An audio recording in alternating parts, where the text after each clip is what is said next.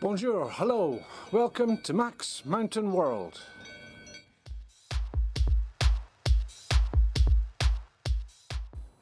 Bonjour, hello, and welcome to Les-Orres 1650. There's going to be quite a few numbers, quite a few compass references. Hopefully it's not going to be too confusing. So anyway, I'm here to do a little video on the weather, and in particular the snow. Now you're probably looking at this thinking, what's he on about? There's no snow. Exactly. Here's a little explanation. Now this is a particularly magical time for me, the end of October. Only a few weeks to go before the winter season, which starts round about in the middle of December. And I'm sure that a lot of the clients that arrive here in the middle of December and come here for their ski holiday, their snowboard holiday, whatever, they think it was always like that. It was always white, snow everywhere, pistes prepared, this, that, the next thing. It's not the case. I'll explain what happens just leading up to it. Now, just looking beyond deck and the main station here, I can zoom in on the mountain, behind the mountain at the other side of the valley, and even though it's a bit hazy, you can see that there's no snow there at all. Now that mountain, I happen to know, is around about 3,000 metres in altitude at its peak.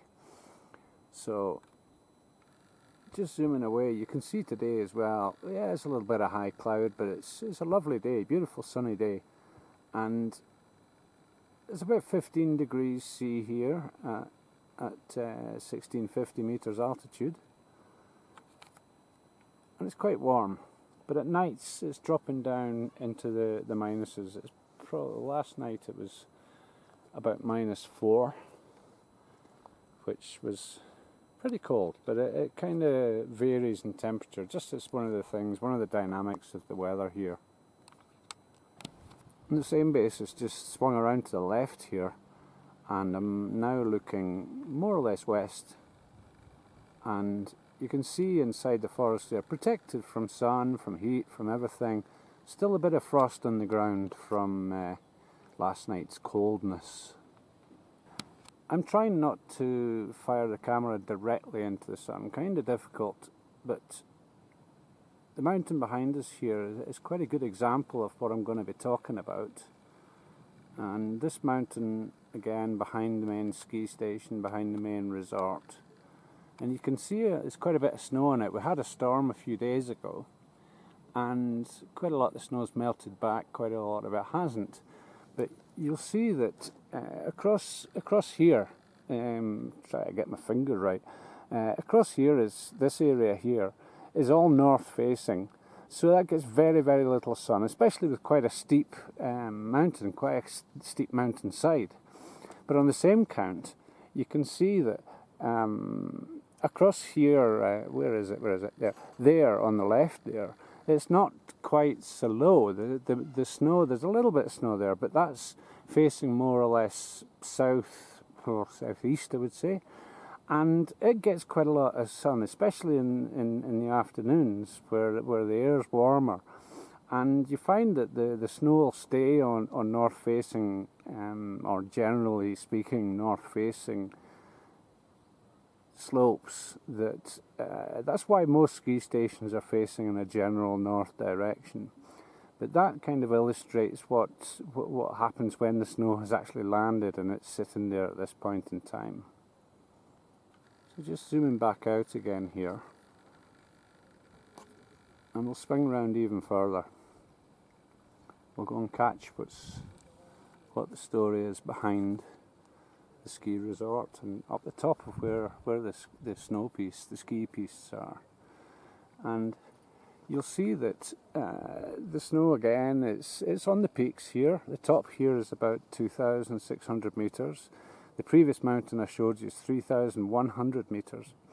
Now what happens is that the snow, will get storms coming through here, and rain and wind and all the rest of it, but at a certain level above the freeze line it'll snow, and it'll snow like it's done up here. And a couple of days ago it was further down, but it's obviously melted back a bit. And what happens is that the snow will come the first time, it'll fall, it'll melt back a bit. The next time, a couple of weeks later or whatever, it'll fall, it'll melt back a bit.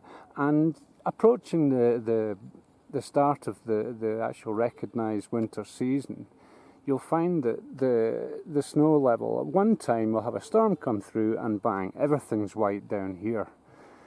That'll probably melt back a bit as well and melt away, and then again it'll snow again.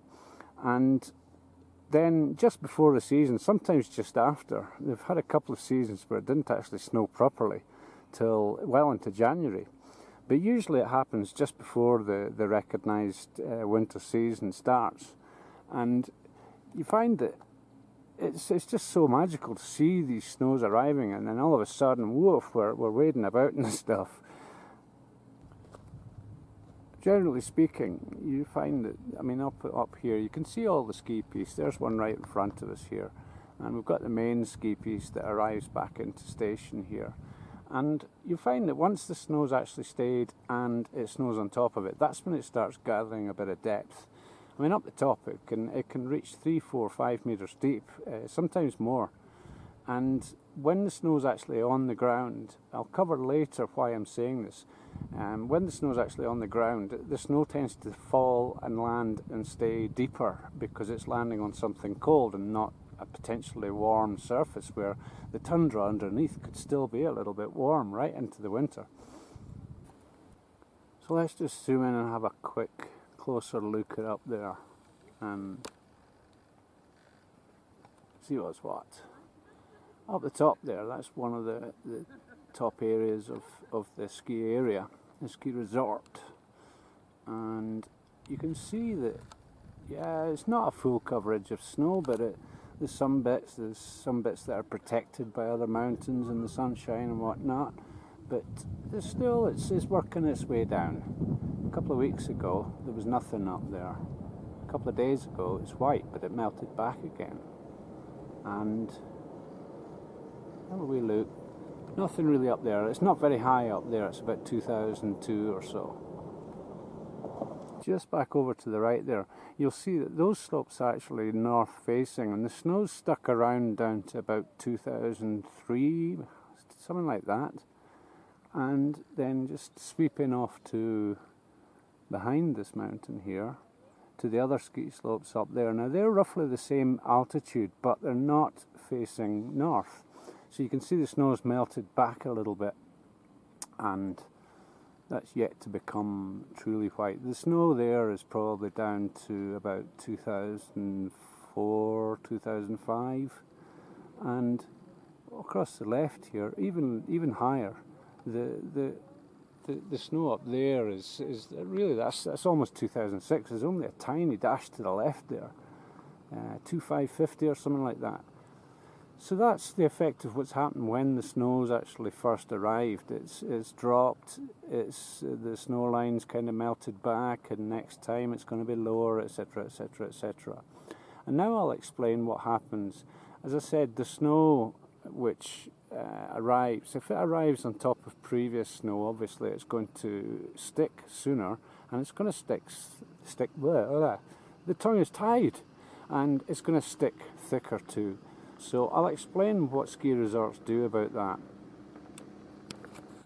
So just coming back away from there, so we look down the bottom here, and what the stations tend to do, well, not they tend to do, is what they do is they have systems installed. Like just to the left here, you'll see these poles. Now these are what's called snow pistols, and what they do is they'll blast out a fine cloud of very misty water that when they're used, normally I think it's right that it's -4 degrees they need to work properly, and they'll produce man-made snow, which they'll then gather into large mounds of snow, and then the pisteurs, they'll blast them up and down the piste and actually create pistes of man-made snow for the snow to fall on, so that the natural snow can fall thicker and better, because the man-made snow is quite harder, quite more crystalline, and not quite so pleasant to ski on. So they've got these, that's the snow pistols, but also just to the right here, in fact I can see both on the go, that where are we again? It's very difficult in this sunlight, but you can see another one of these pistols up there, but right in front of it is a snow cannon. Now these only need about 2 degrees minus, but -2 to work, and these blast out an unbelievable amount of man-made snow. They use a slightly different method. That what they do is, it's still a very, very fine mist of snow, but it's they integrate it with a tiny amount of ozone, which is the chemical that activates precipitation. So they form that, and then after the snow mound has happened in front of it, up and down the piece and all over the place, they'll produce piece where the fresh snow that actually arrives naturally can tumble on it. Now the station here has, between the pistols and the cannons, probably around about 200 or so dotted around, and that's how the start of it's prepared. As I mentioned before, one or 2 years recently, the snow and the natural snow didn't really arrive en force until mid-January, but they still opened the ski station because they still had made pistes, they still had made the ski tracks. Here's what one of the snow pistols looks like. You can see at the bottom here the connection. The blue pipe is the water connection. There's electrical wires there too, and a control wire. These are all controlled by a central location. All of them are controlled and switched on and off as and when needed, as and when the various weather conditions permit or don't permit. But you can see, just looking up here, just catch a bit of zoom on this, and you can see this enormous pump at the bottom here, just there, and then leading up the main pipe. And if I follow this right up, you can actually, I need to go round a little bit, but you can see the nozzles on it, and these are the nozzles that produce the jets of fine mist. These can also be controlled remotely by Wi-Fi, hence the antenna on top of the main control box. Then just zapping back down again, we can just have a little look at the pump, which, I tell you from my experience of plumbing and working with pumps and things, that is one piece of kit. If I just come over to the beginners area, primarily aimed at getting kids started on skiing. This is where the ski lessons is where ski stations make a lot of money. And you can see up behind here, a snow pistol. Now normally there's quite a bit more, and in the years behind where there's been no snow or no significant snow at the beginning of the season, I've actually seen them the week before, lorry loads of snow coming in, which they take from closed roads. They basically take lorries up as far as they can up closed roads and load them up with snow, bring it down here and dump some fresh natural snow here. Where I'm driving now is actually a ski piste. So obviously in a few weeks' time it's not going to be possible for me to bring the car up here, but I will do a few more reports and showing what happens as the snow's arriving, as the snow gets lower and lower. And you can see again, with this being a ski piste, that we've got another one of these pistols right in front of us here, in front of that building. You can see it just to the left of the tree to the right. So I'm just heading up to Les-Orres 1800 metres altitude, and I'll show you something up there which is quite interesting and also quite informative. So we'll see how we get on. This is kind of nice quiet time of year. There's only a few folk around, there's only a few vehicles around, so kind of get away with driving about on private roads with cameras running and stuff. Just as I'm coming up the road, you can see on this same mountain behind the effect on the left, south facing, on the right, not south facing. You can see the effect of the snow that's melted away after the last fall or whatever. It's quite easy to see that effect now if I can get beyond these trees, and we'll see how we go up there. Yeah, you can just see up there that on the right, as I say, that's where it is, coming down to about 2,500 metres, and up the left there, where it's not been protected, it's almost south facing, and it's up to 3,000 metres. Now, just looking through the trees here and behind, these are mountains that particular mountain is up behind the stations of Puys and Vincent, and that mountain is actually up about 3,400 metres. So you can see, even though it's hidden by the one in front, immediately that sort of line, curved line, it's south facing. It's managed to keep its snow, but that's above the freeze line, and it stays above the freeze line during the day, and nothing's melted. That's going to be pure white in a couple of weeks' time. Just having a wee look further round, and through the same gap in the trees, just behind, you can see that's the top of the mountains behind the ski area of Serre Chevalier, one of the better known and larger ski areas. That goes up to 3,700 metres, and you can see it's a lot more purer white. Now, Les-Orres obviously been investing these machines. These are the snow cannons, and they're absolutely brand new. We have an older one here, or it's already been in use somewhere. They've maybe bought it second hand from somewhere, but that's the construction of it. It sits on this kind of cradle. It's adjustable so that it can be fixed to the ground and it can't get affected by serious bad weather. Now, further round, this is how they've been delivered. These brand new things have never been fired up in anger, and that is the snow cannon. Obviously it's on its side, but we have 1, 2, 3 there, and also we have their cradles, which will get assembled, and the finished product is these things.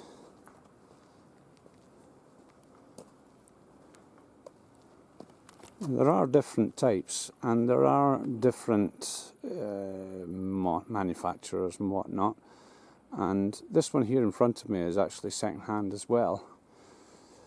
The principle behind these working, probably best shown in one of the black ones, we're looking at the back of it here, and you can see the jets all set up, this ring of jets, where it sucks the air in, it sucks in the moisture, and you can see the pump right in the middle, and also well, that's not the pump, that's the actual motor for the fan.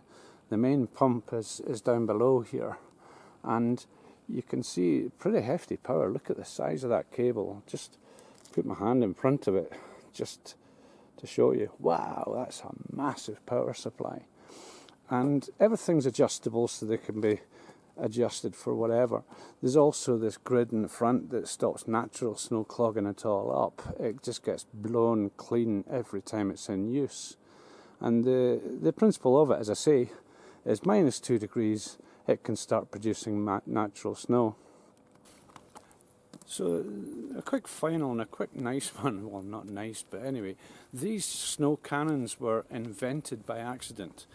I think it was a South African chappie who owned a mine or two, and the problem with these mines was that the air got too warm and people couldn't work comfortably in it. People were just having problems. So he wanted some way of getting cold air into the mine. So he made up something like this, and he placed it in front of the mine one time when the workers were in, and the workers were there to work away and to monitor the difference with the cold air. And unfortunately, what he ended up doing by accident was he he put a huge mound of snow in front of the mine and ended up killing all his workers inside by accident. But on the positive side, that was the invention of the snow cannon.